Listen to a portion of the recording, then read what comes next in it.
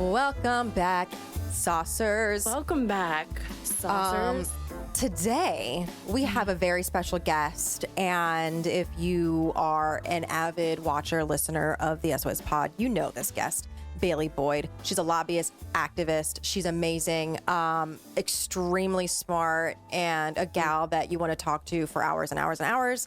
Yeah. And you can, like, she is welcoming people who have more questions. We're talking specifically today about abortion and reproductive rights for women, and the backwards laws that are happening. Some fun little light hot girl conversation.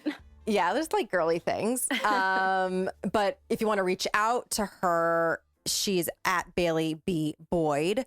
And we'll be tagging her on her Instagram so you can easily find her there. She's also a policy consultant. Like, she's just so smart, and we're going to dissect her brain on everything that is going on in our backwards fucking country. So yeah, here we go. Without further ado, Bailey. Yay, Bailey, you're here. You're back. Yay. Welcome back to the crazy pod. Thank you guys for having me again. I'm so excited you're back. Literally, we'll have you anytime. Yes, Thank you. Since we first had you on and I met you, started following you on Instagram, before we get into this, I need everyone to follow Bailey because her stories are a work of fucking art. A work of comedic genius mixed with reality, which as it always should be. Je ne sais quoi. Yeah. Thank you. Thank you so much. Yeah, I mean, if you just want to see someone constantly in the midst of a mental breakdown, then there you go. It's just like, look, I mean, that's why every time I'm on like a dating website or anything, I'm always like, I always immediately put my Instagram link in my bio. You do? You do I'm the like, Instagram. Yeah, because I'm like, you need to know that I'm mentally ill before you... Because otherwise they just see these pictures and they're like, oh my God, she's so cute and nice. And I'm like, no, she's crazy. Like, so. I love that ballsy action. Yeah, that's why we love you. Anyway. Yeah. But obviously, as we said in our intro, we are talking to you about all the fucking nonsense that's happening in the Supreme Court when it comes to women's reproductive rights. A big thing, and you tell me like how big of a thing this is in your mind. But basically, alarm bells went off for me when I found out that Justice Breyer was retiring, and it's just like, okay, great. Biden can go through first on his plan on getting a black female Supreme Court justice on there, but also hopefully someone that's going to be on the side of keeping our Roe v. Wade intact, essentially. So what are your thoughts on that? Oh, well, I mean, I have a lot of thoughts. The first thing, though, with Justice Breyer, I mean, can we just take a moment to think about how awkward it is that people are urging you to retire because they're like, you might die. You might die when a Republican is in office. And I mean, how uncomfortable is that? But, right. A while ago, he did say that he wouldn't be retiring. And then the fact that he ended up coming around and making that decision to do that, I feel like really shows what the stakes are. I'm excited that we will have a woman who is black on the highest court in the land. I mean, it is about time, but, and she'll be liberal, if not middle of the road liberal, she'll be more liberal than Breyer right now, the way that it stands, especially because, we've got 50-50 Senate right now, but we can sway some Republicans to vote for some of these picks that we have. The problem is that is not going to change probably how the court votes on the upcoming case in Mississippi. Yeah. So even though we will be replacing this justice, that doesn't undo the fact that we replaced, Ruth Bader Ginsburg with Coney Barrett, and that we have Kavanaugh on the court. Like, we've got a super majority of conservatives right now. And one of the things that really sticks out to me is that there's something called, and forgive me if I butcher this, anyone in law school, but I'm pretty sure the Latin is stare, and then it's decitus. Anyway, this is a Latin term that a lot of Supreme Court past justices, even when they haven't agreed with abortion, when it's come across their desk, they have stated that, saying, you know, it's our duty to uphold the other court cases that have happened. Right. So basically these, you know, judicial outcomes that we've seen before, they're like, well, it's our duty to not relitigate that. We are going to uphold that even if we don't personally agree with it. And this court that we are seeing right now doesn't really seem to give a shit about that, if you will. So, especially we saw that with the way they reacted to the Texas bill, which is honestly just, it's in direct violation of Roe v. Wade and Casey versus Planned Parenthood. So it's fun. What I would say as far as like our SOS moment is, so let's say, like, let's look at the potential outcomes of what could happen once this case is decided in Mississippi. And our options are, you know, the court overturns Roe and Casey, meaning that each state will determine its own abortion laws. The court could construct or revise the meaning of an undue burden in the Casey decision. So basically, they would be saying what constitutes as too much of a barrier for a woman to get an abortion. And then, or the court could uphold the law as it is, though I don't really see that happening because they are willing to even, you know, litigate the Mississippi case at all. And the reason the Mississippi case, I think I have to add, because I feel like a lot of people are wondering, you know, like, why is this one so significant as far as Roe v. Wade goes? And it's because in the actual legal statute, it is challenging Roe v. Wade, and it's saying that Roe v. Wade should be overturned explicitly. So it's not just another abortion case coming through. It explicitly is calling for overturning Roe v. Wade and sending those decisions back to the states. So I know that was a lot to take in. So, but that's kind of, you know, the implications of all of these laws and what will happen afterwards is really what our SOS is.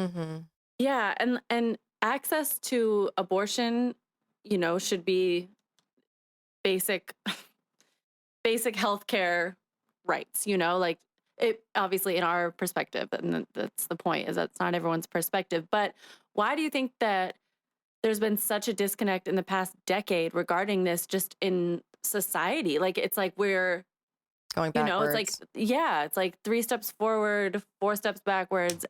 But obviously there are trigger points and things that I don't know if you agree with. I think in politics, a lot of times it's a pendulum, and, you know, the reaction to Obama is Trump, and then the reaction, and it's like trying to constantly stabilize.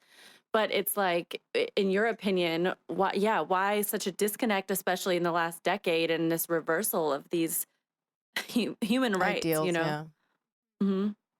Oh man, it's a difficult question because it's so multifaceted. The first thing that I think I'll say is that, you know, for reasons usually because of stigma, but also other people have their own reasons that they are completely entitled to. But people, you know, it's very likely that you know somebody who has gotten an abortion. That doesn't mean that they talk about it. So this is a very normal procedure that people don't talk about getting because there's such a stigma around it. So the first thing is that it is being built up to be this thing that is not the norm in a lot of places. The second thing that I will just say is that I feel like, and, you know, this truly is just my opinion, but I feel like this really is an attack on women and people who can bear children. Oh, yeah. It feels like we've gotten more rights, and then as we get them, it's like they get angry and they try to legislate us more. I mean, you would never see anything even similar to this when it comes to a man. You just absolutely wouldn't. And it really does. In fact, birth control would be in like barbecue flavor and Cool Ranch. They'd be Tic Tacs. Yes. Well, as long as it didn't have side effects, right? Like, so you know, I think back to even one of the first things when I was getting, you know, when I was becoming kind of interested in being political in high school, I remember my dad saying to me, my very conservative dad, he said the worst invention ever was birth control. Oh, wow. Like, because it made it so that everything was in women's hands. And that was really shocking to me. And also, you know, if you read through Roe v. Wade, you know, we think of that as a very feminist moment, and it is. It's completely feminist. But in 1973, if you look at the arguments that they are making an argument for the 9th Amendment and the 14th Amendment, and they're trying to kind of make this argument that we have a right to privacy, which is interesting from a political perspective because that isn't actually outlined anywhere in, you know, in our Constitution, but it sort of is. And so they basically say like, well, this has an aura of privacy, of like a right to privacy. So we are going to use that. They were not using, it wasn't until Justice Ruth Bader Ginsburg said, you know, it has to do with the fact that this is about equality. Like this, this doesn't just, this disproportionately affects women. It wasn't until she said that, and she wasn't on the court at the time. So at the time when they were arguing for right to privacy, you would think that they were arguing about the right to privacy for women who were, you know, trying to get an abortion. But that wasn't the case. They were really arguing for the privacy of the physicians who were actually giving the abortions. So if you look through the case, I mean, obviously some people probably voted based on, you know, the privacy of like the family, if you will. But there were other justices who voted because it was the privacy of the physician and not the woman. That's interesting. I didn't know that.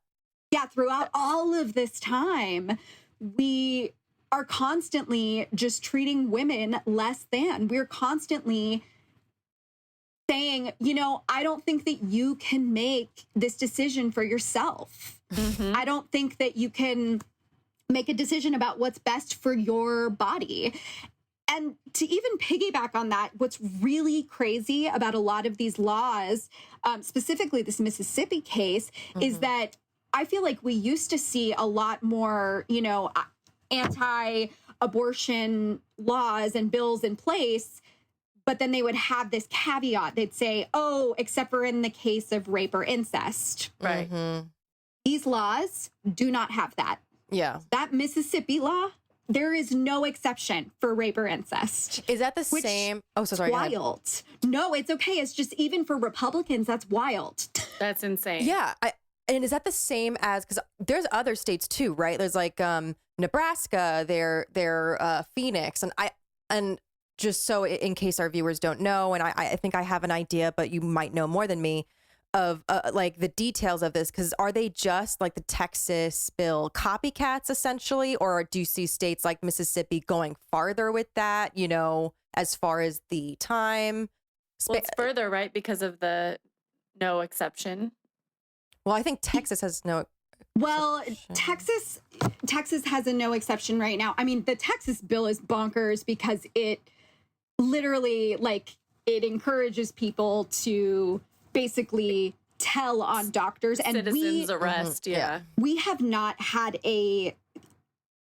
I think, okay, I'm going to put like a bit of something on that, but we really have not seen anything like this since like the Fugitive Slave Act. Yeah. Because that is when people were not just, you know, we're not trying to just arrest providers. It's also like the Uber driver who drives this woman. It's anyone who assists. Any messenger. Yeah. And if you go to the Texas Planned Parenthood site, it's really upsetting because it basically is just like we're so sorry. We can't give you an abortion after 6 weeks, but like, we'll try to help you find a place that can. And 6 weeks, you guys, most people don't even know that they are pregnant at that time. I have had like 2 or 3 friends in the last 2 years who found out they were pregnant after 6 weeks. Like 8 weeks, 7 weeks. 2 friends of mine were like, they didn't even know. And that's like, been friends who were wanted a baby or like planning. Yeah. So then when you aren't expecting one and you're not like checking regularly, I mean, shit, that's like nothing. So what's going on with the laws, though, to your question earlier, is that what we still worry about were trap laws, or things that we used to worry about before. But now what we're worrying about is something called trigger laws. So all of these states are putting these laws into effect that's basically saying, if Roe v. Wade is overturned, then this will happen. And I have the number somewhere, but I believe it's about 26 states that have that. So that's either a total ban on abortion, or that is a partial ban at a certain week amount. So I actually have, let me just look right here. There is a new map that came out, and I'm going to butcher this name. It's maybe Guttmacher Institute, Guttmacher, I don't know. It's Guttmacher Institute. And they have put out a map about how far women would have to drive. And it's based on, they have a total ban tab, a 15-week ban, and a 20-week ban. And so if we're looking at, I was looking at Montana because, Montana, I live in Washington State, and people in Montana would have to drive to Washington State.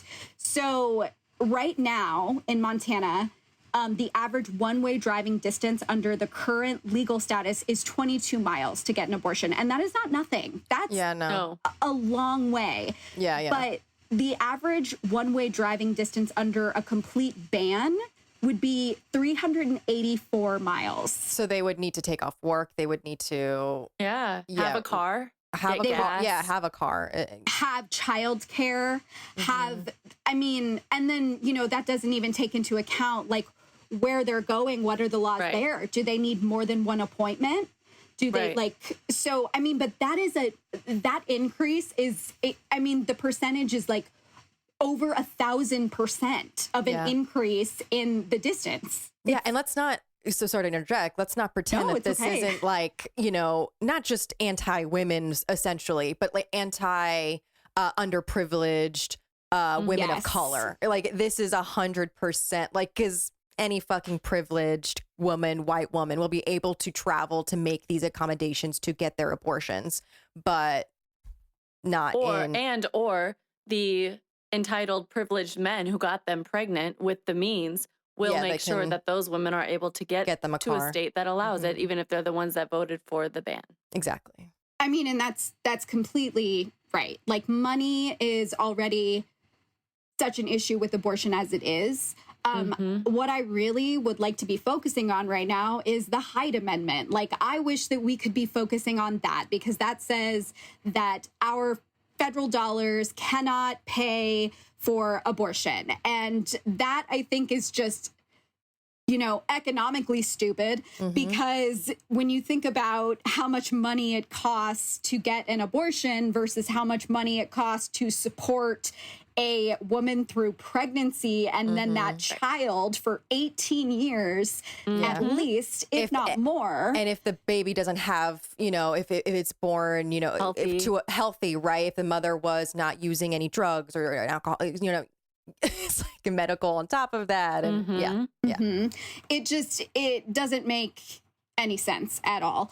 I don't know. In Washington State, we have it basically written into our law already that even if they overturn Roe v. Wade, you'll still be able to access abortion in Washington State. But what that's already done is we've already seen an influx of people. So we have something called the,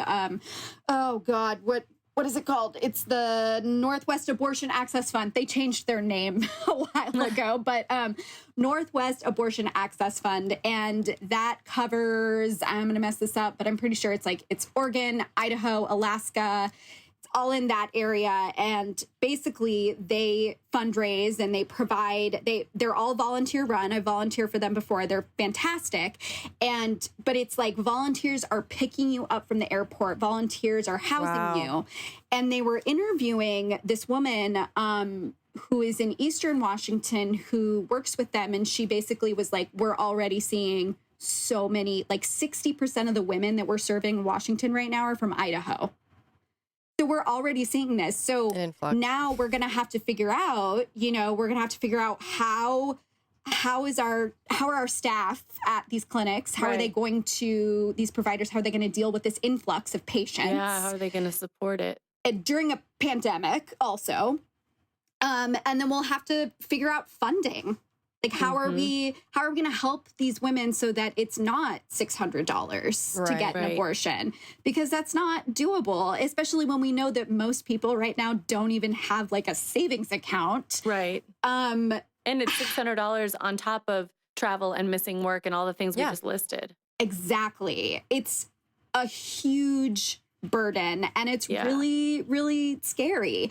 And, I feel like we all know this, but it's worth being said that just because you get rid of the accessibility and you make it illegal to have an abortion doesn't mean that people are not going to have them. Exactly. We've seen time and time again that they are going to have them. When we look at the Janes, that's 2 movies this year won a bunch of awards that were based on the Janes, because they are just, it's crazy to me to think that that might become a thing again. But we look at that, and the reason it was created is because women were trying to get abortions and they couldn't. And they were finding women like dying left in alleys. And so they were like, we want to stop that. Well, what if we get to another point where that starts happening again? These women are going to end up in our hospitals. So then we're going to have a bunch of women in the hospitals after they tried to get an abortion that was, not safe or legal. And what happens then? I mean, have we learned anything from anything ever? Like, drugs, weapons, you ban all these things. They still exist on the black market. They're being shipped, and their whole industries are booming, no matter how illegal a substance is or a weapon is or a procedure is. Like, it doesn't matter. It just gets more and more dangerous. But it does, like you just said, it doesn't stop the existence of anything. It doesn't stop people from pursuing anything. And it just makes it harder and more dangerous. And then it's gonna, we're like idiots. Like, I bet the aliens watching us right now are just like, what the fuck? Like, why are we wasting our time with these people? And the traveling, like we were just talking about, do you know like any, stats, but like, I think I've heard about Rhode Island getting a lot. Why Rhode Island? Where's my memory going? But basically, because of the Texas ban that happened, like the neighboring states and other states that are getting an influx of Texan women already. Do you know like the stuff on that? Because like it's blowing my mind how it's already affecting the neighboring states as well. Well, see, it's interesting because I feel like we already were seeing that. It's just people didn't know it was happening. Yeah. So this, in a way, what's happened with this Texas law, because it's so bonkers with them asking you to like report physicians and whatnot. Yeah. And also the fact that it just really is in direct violation of Roe v. Wade. And yet it is still in effect right now. Like there is a 6-week ban. So it's crazy because it's already hard to get an abortion in Texas. I mean, it's not hard for everyone, but there are a lot of places that don't have clinics. And, like I said about Washington and Idaho, like people don't realize that it's really hard for these working class people in Idaho to get an abortion, and they're coming over to Washington State to get them. I feel like what this shows me, and it sucks, and I feel like I maybe said this last time when I was on here, but I really am a little bit annoyed about how we've dealt with this. I feel like we have, as a movement, I feel like we have a lot of infighting. I feel like we should have been working to progress toward making abortion more accessible in all of this time since like at least 1992 when the Casey case happened, because, you know, you look at that case and literally the only part that was deemed like an undue burden was somebody having to notify their husband that they were getting an abortion. But parental notification, that's still legal a lot of places. So these are issues that we should have really been addressing. And I feel like nobody was paying attention and or working together, and lots of infighting. And that's not everybody. There's also a lot of people who have been doing a lot of really good work. But what I see on the conservative side is I see that they have stuck together through everything. Even when they disagree on certain other things, they still stick together, and they've chipped away at this decision for years and years and years. And so I feel like what we should really learn from this is that just because we pass one thing does not mean that we are done. We still have to keep going, and that sucks because it's exhausting, but that's how it is. We can't rely on the Janes anymore, right? Like a lot of them have died, and the other ones are like in their 70s and 80s.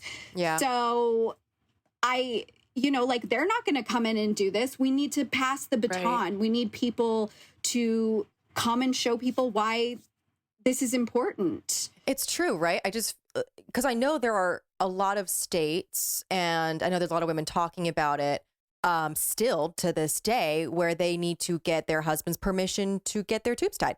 Like so it's like, it's in the same vein where we could have been still working to get that shit eradicated, you know what I mean? Shut down. So you don't have to do that. You know, when men can go, you know, snip, snip, and then get it reversed and all that jazz. It's just so interesting how backwards it is. And it's like no shit, you know, these conservatives that can stick together, because it's so easy to rely on a Bible, which is 99% of the reason why they think the way they do when it comes to women and their reproductive rights. It's so easy to be dumb and rely on, you know, just a book and a few talking points that they get from Fox News and their pastor, and just stick to it instead of having nuanced conversations like, you know, a lot of leftists do when it comes to pushing the needle, and, you know, and talking about the complicated issues surrounding it. And it's fucking disgusting. I think that like a lot of times what happens is that, and I this also happens with like racism and, you know, all the atrocities that exist, where, you know, somebody who has such strong beliefs, like super conservative beliefs, I don't believe in abortion at all, black people are bad, or I had a black friend once, you know what I mean? Then you meet like okay, so let's say sticking with the abortion thing, you know, somebody who, like a staunch Republican, will have someone in their family, like their niece or their daughter, who goes through this trauma of needing an abortion, wanting an abortion for whatever reason. They all of a sudden have this empathy for their loved one, and maybe they pay for it, maybe they even help them gain access to it, and they don't love their loved one any less. But that instance doesn't make them realize, oh, I was wrong. These people aren't all bad. What actually happens in their brain is, well, my daughter's the exception to the rule. Yeah. As opposed to letting it make you realize that, no, actually the rule is dumb because there are more people like my daughter who, you know, because it's like I think about them, like, how can you see these experiences or have loved ones that you know, and the same goes with like racism. It's like, oh, okay, you're not mad that your daughter's dating a black man because you love this black man, but he's not like the other black men. It's like, instead of being like, oh, I'm an idiot, my other beliefs were racist. Yeah. And it goes that way for these things too, because it's like, it's not like these Republicans or conservatives or, you know, pro-life. It's not like they don't know anyone in their life who's going to have one or has had one, or anyone they love even. And it might not even make them love that person any less. They're just going to keep seeing that person as the exception.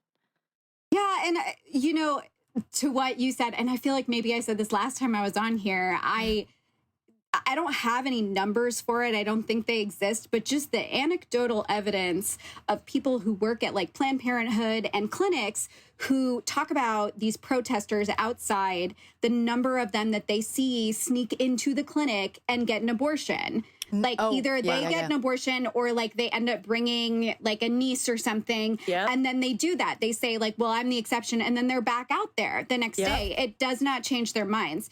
And it's so bizarre to think about that. And It's so ironic. Well, and I hesitate, you know, because there are a lot of effective things with talking to people in the middle and, you know, even a little more to anti-abortion who you talk about, you're like, well, what if it's the mother's life is in danger and all these things, and you tell them these instances, but I've kind of stopped even talking about that because I just don't really care. You know, something that I think is really amazing that has always stuck with me when I learned about the Jane Collective. And I know I'm talking about the Jane Collective a lot, but it's because they have become so relevant again. Really anyone listening to this should go and read about them because they're amazing heroes. But, I lost my train of thought immediately. Jane Collective. No, like people, how to communicate to people about. Yes. So they never, thank you. They never asked anyone why they were having an abortion. Yeah. Ever. Yeah. Ever. They just, it doesn't matter. Doesn't matter. No. Because at the end of the day, I mean, and what I fundamentally believe is like, I believe that women, like I am arguing for the right of a woman to her body. I am arguing the right of her to be able to make a decision for herself. The thought of somebody forcing me to carry a child is so disgusting and scary to me personally. And I would never do that to anyone. I would never say this is my decision to make. You can be anti-abortion in the sense that you would not have one yourself. That's what I was going to say. But that does not mean that you should be able to make that decision for other people.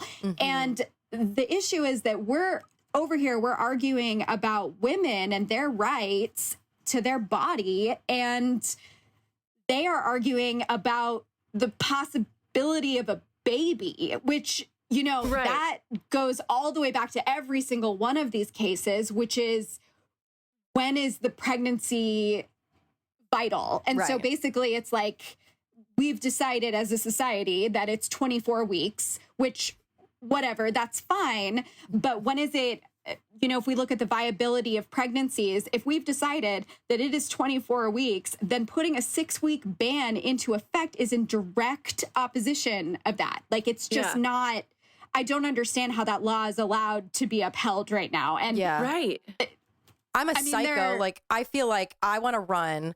I would take it even farther. I'd be like, cool, done. Let's make it 0, but this is what I'm going to do. Ban all masturbation. Men cannot masturbate. You are wasting seed. I would like, that's how psycho I feel about this. Like, I would go, I would take it even farther. It's like an Elle Woods moment right there, right? Yeah. Where it's like, okay, well, did you count every single sperm that you flushed down the toilet? Like, it's just like, it's insane because also it's like, okay, well, at this, 6 weeks, 24 weeks, that's when we start caring, and we're going to fight so hard to put laws into place for this. And yet, okay, then let's give it an age to where you stop caring about this baby, about this human. Well, so when they're born, you start 100%. caring. Well, I know, but that's my point. Like, okay, you start caring at 24 weeks or 6 weeks. And then if there's going to be laws about that, there must be laws about, okay, well, then we're going to, like, who's going to support this baby who isn't able to be provided for, who isn't wanted, or who can't be supported, all of these things. You know what I mean? It's just like so twisted because it's not, and in the titles of the quote unquote sides, pro-life and pro-choice, pro-life indicates that the opposite is pro-death. No, it's pro-life or pro-quality of life. Like whatever, even the terms are skewed because it's like you're not arguing for life, and you're definitely, like you said, Bailey, it's not like we're fighting for the rights of women to our own bodies, and we're fighting different fights because that's not even what a lot of these men are even thinking about. But also, like you said, you can hold your own personal beliefs. You could never, ever for yourself want an abortion. You could disagree with it.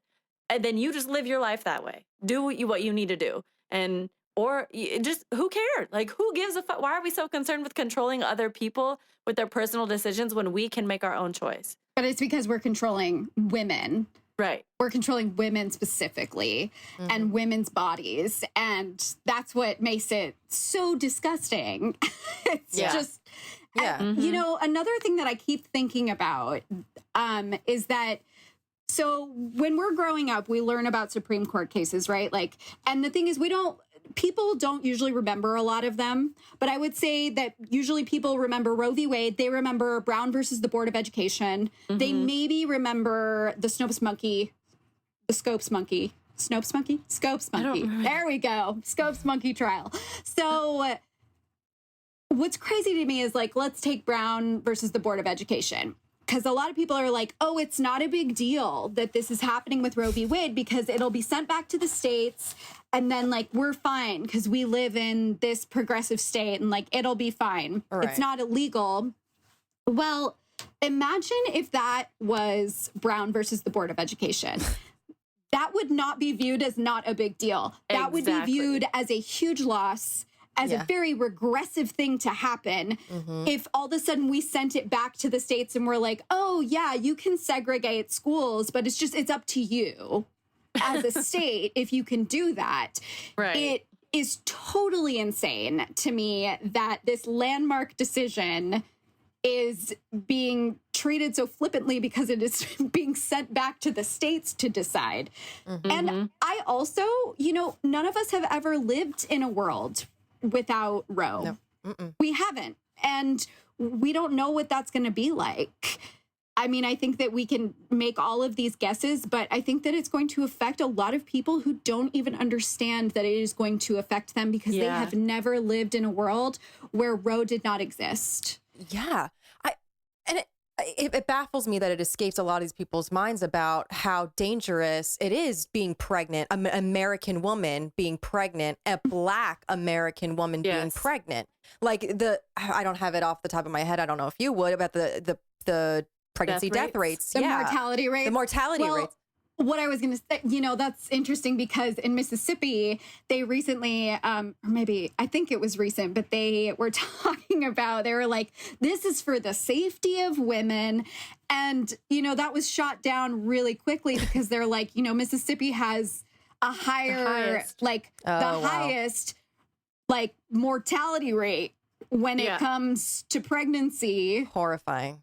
Whereas, like, getting an abortion is safer. I mean, it's crazy that it is safer to be pregnant in Saudi Arabia than it is in Mississippi. What? Yes.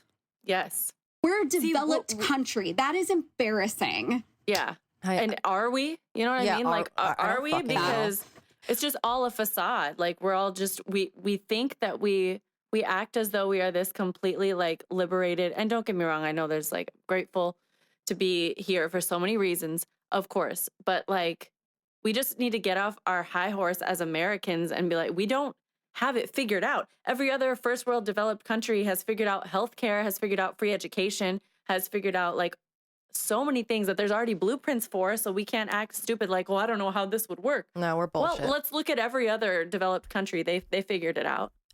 I wonder too. I have I don't know if a theory or just like the similarities between the anti-vax movement and the pro-choice movement, because, like, I mean, obviously Trump being in power, like, and Ruth dying, like, definitely, like, fast forwarded this. You know, Kavanaugh being there, Amy Coney Barrett, you know, being fast forwarded the destruction of Roe v. Wade and all these states coming in out of the woodwork. But especially, like, it's a pandemic, and I'm like, a lot of these anti-vax people are like, my body, my choice. Why can't you understand that? And, like, co-opting exactly who they're against, which are pro-choice people. So do you see similarities between those movements? And, like, maybe it's for the worse because we're here now. I hate it when I hear people use that argument because, once again, my dad has used that argument on me, where he specifically said, you know, well, like, you can't say that women can get abortions, but, like, that I have to get a vaccine. And I just do not think that that is the same thing at all. Yeah. We're talking, once again, like, it is disrespectful to compare those two things, because one of them is forcing a woman to carry a child in her body, then push it out of her vagina, and then keep it for however long, whereas the other one is a poke in the arm that is scientifically proven to help society, protect the people around you. And that's where I think it's different. I know people disagree with me, and I do know that there are, this also sucks with this anti-vax thing, because there are some people who legitimately cannot get vaccinated, and now they're being put in this position where they can basically never leave their houses, and also, like, even if they want to do something, they have to tell people they're not vaccinated, and then people look at them like, oh, what's wrong with you? Like, I feel bad because I recently met one of those people who, like, is allergic to an ingredient and can't get vaccinated. And so it sucks because she's like, I really want to be able to go outside, but I can't because of all of these other unvaccinated people who are not getting vaccinated for literally no reason. My mom has MS. She can get the vaccine, but only in times, like in boosters, only in times where it doesn't conflict with her infusion, because the medication for people with MS, it messes with your immune system. So it doesn't make sense. Like, she literally cannot get a vaccine during that time. But even when she does get a vaccine, it doesn't do anything because of her MS. So my mom, essentially, it's so fucking sad. Like, she is a shut-in now, and she has been since the start of the pandemic, and she has no idea when she can be out again. And like, when I see her, which is one time a year, I have to quarantine and test incessantly. Anybody who's around her has to quarantine and test. So she can't be a normal person because of this whole thing. And see, that's why I get so annoyed about these my body, my choice things, because I'm like, but that's affecting other people in society. And that's why it's upsetting. And also, there's just so much, I mean, I know that obviously these people don't believe in science, but I'm like, there's so much scientific proof that, like, if you get a vaccine, then you won't get the measles. Yeah. Crazy. Like, look at polio. It's gone now. Like, we look at, like, the first, the history of inoculation and smallpox. That's just super fascinating. But people were really scared of that more because they thought it was like the devil or something. But so I guess it's like we can't even, like, the pro-choice movement can't even say my body, my choice at this point. I feel like, I was like, because then they're going to come back. Because most of these people are anti-vax. Well, my body, my choice. I feel like we get to, like, shift our communication so much now. Sure, but it goes both ways, right? Because the thing is, if they're coming at you and they're saying, well, what about my body, my choice? And it's like, okay, then legalize abortion. Yeah, so it's like both ways. It's like this like this entire argument, like, we have to completely, like, negate now, because it's just... Well, and it goes back to, like, this argument that nobody wants to have, but if we even take women out of it, because honestly, no one gives a fuck about women, and I wish that were not true, but, like, that's how it is. And they'll just call you a feminazi and keep going. But if we bring in this question of, do you have a right to privacy, and we look at the 9th Amendment and the 14th Amendment, that's when things start to get kind of interesting, because it's like, well, do you? In the Constitution, do you have a right to privacy? And what does that mean in the case of public health? And what does that mean in the case of your own body? And I think that it means different things when it comes to a vaccine, as opposed to not wanting to push a baby out of your vagina. Yourself. I'm just going to keep saying that, because I'm like, that is horrifying that we would force anyone to do that. Yeah. We're like, please rip your vagina. And then have a child for the rest of your life. The rest of your life. It feels like, I can't help but, I mean, I'm sorry. I know some people say this isn't it, but it just feels like we are punished for having sex. Because if they really cared, why wouldn't they talk about birth control? Right. Like, why wouldn't they? We know that if you talk about birth control in schools and you educate kids, like sex ed, then statistically, abortions will go down. Yeah. But they don't want to do that either. They're just like abstinence. Yeah, and we know that doesn't sense. work. Yeah. I remember going through... Oh, no, go ahead. Sorry. No, I just like, I feel crazy. I feel at my wit's end here because I'm like, well, you can't just say no sex because we know that that's going to happen. And also birth control fails sometimes. You can have an IUD and it can fail you. I mean, it doesn't happen very often, but it does happen. And when it does, you know, like, I mean, let's say you do get pregnant with an IUD. First of all, like, that's very dangerous. Yeah. And probably the baby will die anyway. So it's like, do you also want to be traumatized on top of this? Like, there was in high school, I was going to this like youth group thing because the boy I liked was in it. And my parents were like, I have been there. Yeah, I was like, it was like Sunday dinners and like he was there and my best friend was there and I was like, my parents were like, you don't have to keep going. And I was like, no, I'm gonna go. So, and it was like this couple, this like wear my cute little low rise 2000s jeans. Just kidding. I hate those. But anyway, it was like a married couple that ran the youth group and they had like 5 kids and she was pregnant with the 6th. And this unit we were working on was about natural family planning and how that is what God wants. And that's the way to do it. Meaning like, you know, work around your cycle and to plan if you want kids or if you don't want kids, that's how you do it. And I'm like 15, I wasn't having sex. I was just like thinking about this, like, ma'am, you're on your 5th pregnancy and you guys don't, and you're both teaching a youth group. You're obviously not making enough money to like this isn't working for you, but not my problem. I'm just noticing this, but also, no, they probably think that God blessed them. Yeah, exactly. Like, oh, but this is the way. Yeah. So then they're teaching us how to do natural family planning. First of all, when I'm like, it's not even working, but that wasn't the issue. We had a whole discussion about it. They're talking about it. And then we're all sitting in a circle. And I remember they said, they get done. And then the husband, Josh, was like, now we're going to open the room up for questions, and gave a whole little like 5-minute spiel about like, this is a safe place and no, you know, you guys can ask anything. And we really want to blah, blah, blah, blah, blah, safe space, ask it. The no question is unwelcome, blah, blah, blah. And people are just sitting there and I like raised my hand. And I was like, I just don't understand why birth control is morally wrong. Like if you don't want to use it, okay, but I just don't understand why it's morally wrong. Yeah. You know, like vague question, but still like that part isn't sinking in. Like, can you just explain why?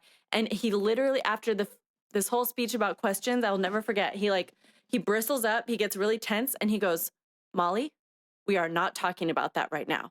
And completely shut it down and was like, any other questions? And I'm like, what? So my dad picks me up that night and I was like fuming. I'm just like, you know, I'm there for this guy I like, but like, don't get me into these kinds of arguments because I'm like, he picks me up and I was like, and I just asked him like, why it's wrong. And Dad, he was like, we're not talking about that, Molly. And I was like, that's the whole point of tonight, blah, blah, blah, blah. And my dad was like, obviously he has the same views as me and my parents do on all this. But he was like, you know, he showed me this Walt Whitman quote that was like, it was a part of a poem, but it was re-examine all you've been told and dismiss what insults your soul. And he's like, you know, you don't have to, obviously you stop going to this group, but like, but like you don't have to follow full doctrines that are laid out in front of you. I don't know. It's just like infuriating because the way that people, it's like, how am I trying to say? It's like this false advertisement of like, oh, we love everybody. We're inclusive. Like ask any question. God is there for you. And then the second you say anything that's challenging or questioning, it's like completely shut down. And that's how it is in politics now because religion and politics are so convoluted. They're so fearful. Well, oh my gosh. And it's interesting because how many people who went to church not for a boy, right? Which is also what I did at some point.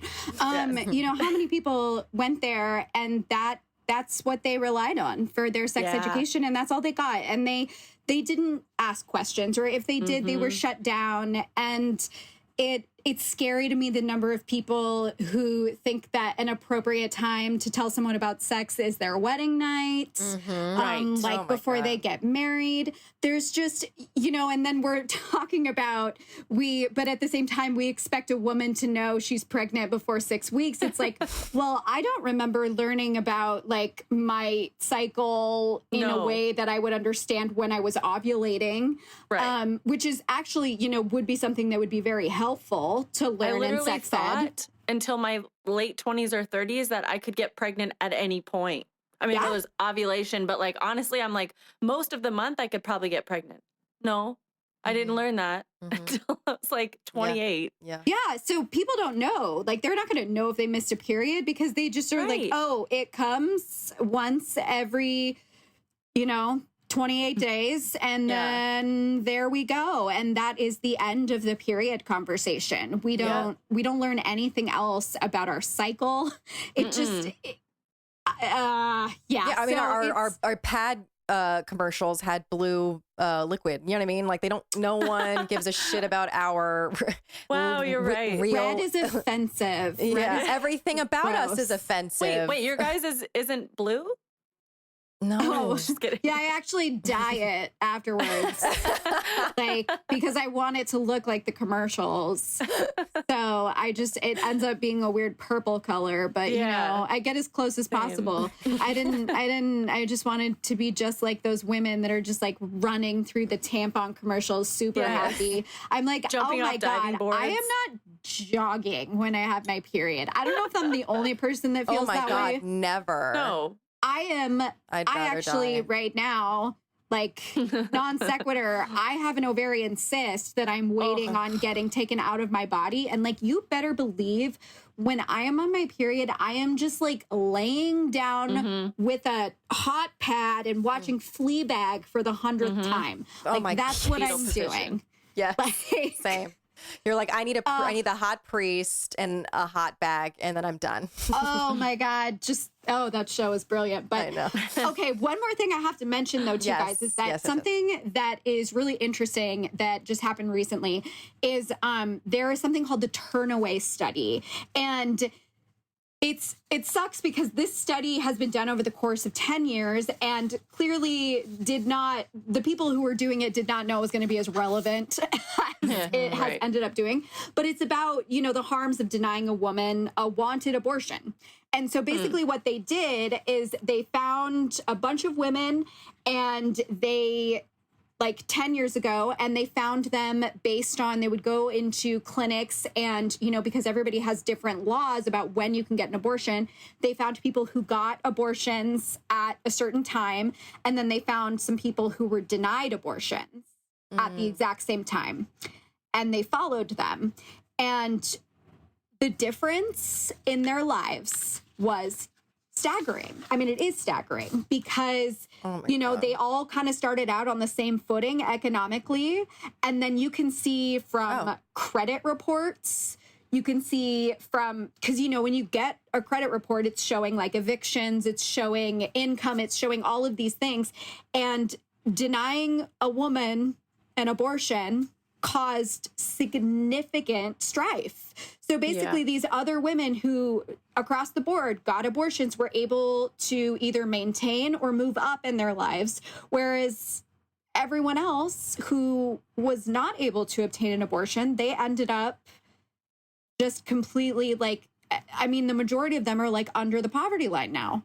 So it's called the Turnaway study, and it was through the University of California, and it is worth looking into, at least reading the summary, because just the economic hardship is so fascinating. Because, if we're going to I feel like in order to have these conversations, unfortunately, even though like I clearly fundamentally believe and get very animated when I'm talking about women's rights to their own body, that does not seem to speak to a lot of people. And so when we're looking at like the economic hardship that happens, I'm like, great, I'm glad this study happened so we can show other people these actual hard numbers. Yeah, in a different language, like capitalism. I'm you like, speak here's that language. some facts for you. Yeah, so I mean, like here it says like women who were turned away and went on to give birth experienced an increase in household poverty lasting at least 4 years relative to those who received an abortion. Wow. Yeah, you're punished. It's just so fucking interesting how backwards it is in the view of women. And it's just, they, the patriarchy, cannot see women in any other role except for maternal. They cannot. You cannot be a successful businesswoman. You cannot go out and just live your life doing whatever the fuck you want to do. Mm-mm. You have to give birth and be a family woman and raise your babies and be a doting housewife. That's it. Goodbye. You know, there's no in between anymore. Maybe. But also you could lose your job. You could also, I mean, that was a big part of like Roe v. Wade, right? That I'm saying she as in Sarah, I forget her last name, but she was the lawyer. I mean, she talked a lot in the original case about how a lot of women at that time, they were fired if they got pregnant. And so like, you're going to lose your job.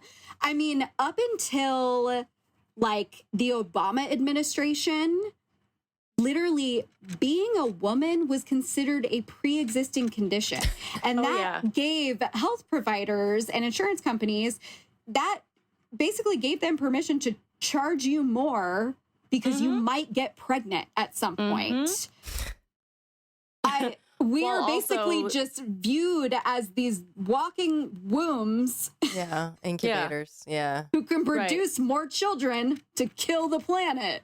But who shouldn't have babies, should be on birth control, shouldn't have sex, but should have babies because that's our sole purpose in the world. Well, you have to be married, and then you have to be married. Yeah. You have to be married, but then, God, it's just like. Well, and you know, another scary thing is that it's like Texas Right to Life, whatever. They already wrote this big legal document that was basically like Roe versus Wade there's nothing about abortion in the Constitution, blah, blah, blah, blah, blah. And then they go on to talk about how like gay marriage is also not in the Constitution and that's not okay. And then they give this whole long like page and a half about why Loving versus Virginia is fine because they don't want to seem racist. But they're like, but this case that involves two men getting married, like that's not okay, and we will overturn that next. And so it, you know, I don't want to say like it's a slippery slope because I feel like that's overused all the time, but this does open the door to overturn other cases. Oh, yeah. And then that argument of like, oh, this wasn't in the Constitution. Well, was data mining in the Constitution? No, because social media, like the world is changing. Not everything is going to be in it's just. Was Bitcoin in the Constitution, Daryl? Like, get fucked. Yeah, like, Daryl has a right to a musket, you guys, okay? And he's going to use it. Yeah, I guess so. Oh, my God. Well, okay, is that our episode title? Daryl has a right to a musket. Oh my God. The last thing that I will say, because I want, because this is all really, really negative, right? Yeah, I was gonna ask a positive, like positive momentum, midterms coming up, anything that you can give us that's positive. Well, this is all terrible. I feel like I've been used to working in this terrible space, and you know, when you usually talk to people about it, they're like, what can I do? And the thing is, there are some things that you can do. And the thing that I would tell most people to do is go to the National Network National Network of Abortion Funds. And so that is a website that tells you kind of like the one that I was talking about earlier, the Northwest Abortion Access Fund. It will go through each state and it's like, you live here. This is where you can volunteer to either you can donate, you can drive women to a clinic, you can house them if you happen to have an extra room. But that's something that you can actually do when we move into this space, which I feel like I didn't say this earlier, but this case, the Mississippi case should be happening around, it's like between spring and June. It's coming up. Yep. It's very, very soon. So this is something that, you know, I know a lot of people, they throw money at Planned Parenthood and NARAL, and you should absolutely do that. But if you want to volunteer, this is something that you can go and you can do, especially, you know, during the pandemic, if people are flexible because they're working from home and they feel safe. A lot of these places do need volunteers. And there's a list of every single state that has an abortion fund. And then if you click on it, there's a little area that says, you know, it just says fund on it if you want to donate. But if you go to each individual page, you can actually go to their website and see if there is a volunteer option, because they need safe people to be able to pick women up from the airports. And especially going into this, like if we do end up getting into a space where all of these states are going to have bans or really intense restrictions on abortion, we're going to need lots of help from women who do support abortion within each state. Can you text me that information so I have that? Thank you. Yeah, thank you. I mean, that's amazing that they have a program like that anyway, because, you know, to me, I think a hero is, I mean, anybody that's working to protect women's rights in general, but like I follow so many clinic defenders and people that are on the front lines, really getting in, making sure women can safely walk in and get whatever necessary procedure they need done. But also that there are people like helping with travel costs and a place to stay. That's amazing. Yeah. So please, everyone listening, please go there and help out. Donate. Yeah. Thank you. Shard of light. Yes. Shard of light. I know, it's all terrible. I hope that I was able to like answer some of your questions though in a way that is understandable. Of course. Because I feel like a lot of times, you know, when we Google these things, it's very overwhelming. Right. And so even though I don't really work as much on abortion legislation right now, you know, I still read laws for my job all the time. And have to look at how bills are passed in the Supreme Court and all of that jazz. So you know, if anybody has any questions, they can always reach out to me, because even if I don't know the answer off the top of my head, I can usually get it for you. Yes, absolutely. Awesome. And we should have you on when that gets settled in Supreme, like late spring, when we hear more about that Mississippi law. So maybe if COVID's not a thing, I'll just like fly over there and we can drink. Yes. Don't tease us. I know. It just there can't be any bugs. No, not in this apartment. No.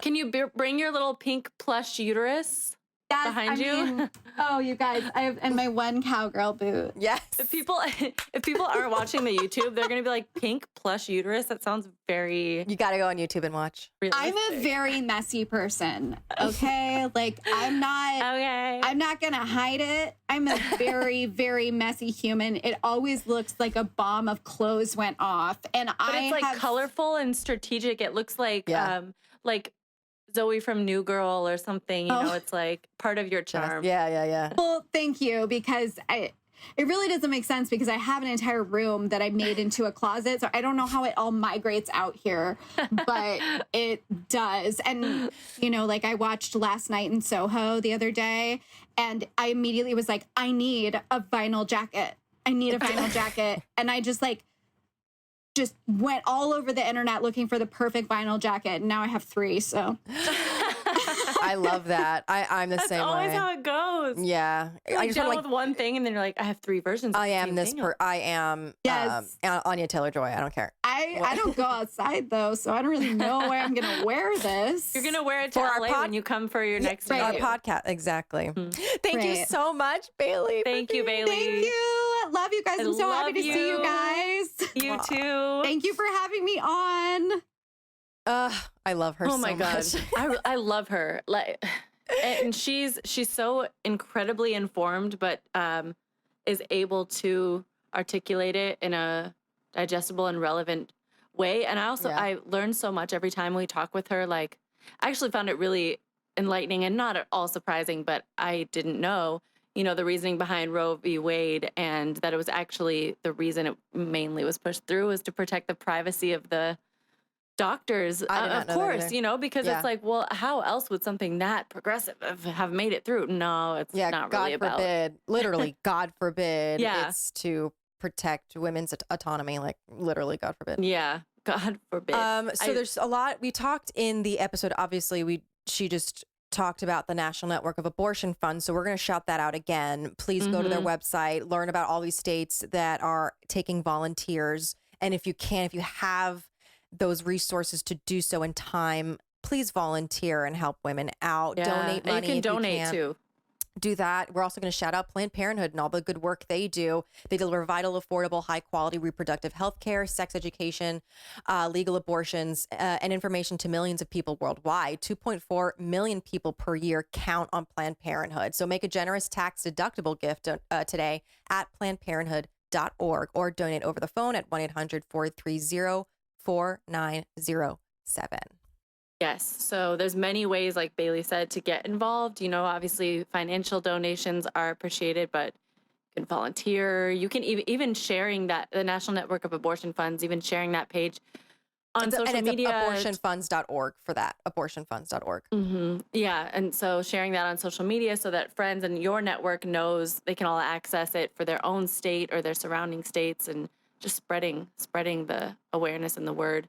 Follow us on IG and Twitter at the SOS Pod. We're on Patreon. If you guys want to get in on some bonus content, extended interviews. We have some bonus content with Bailey from this episode. Yeah, so you're going to want to check that. You're not going to funny conversations. You're not going to want to not hear it, is what I will say. She's hilarious. She should be a stand-up comedian. I know. Truly. So shout out to Steve, Nancy, Nija for being patrons. Also, you know, we're on YouTube, SOS with Molly and Alyssa. You can see our beautiful faces during this interview.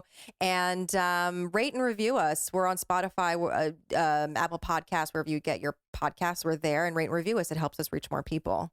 Yes. And I'm Molly Cottrell. I'm Alyssa Rosano. And here's to turning meltdowns into magic.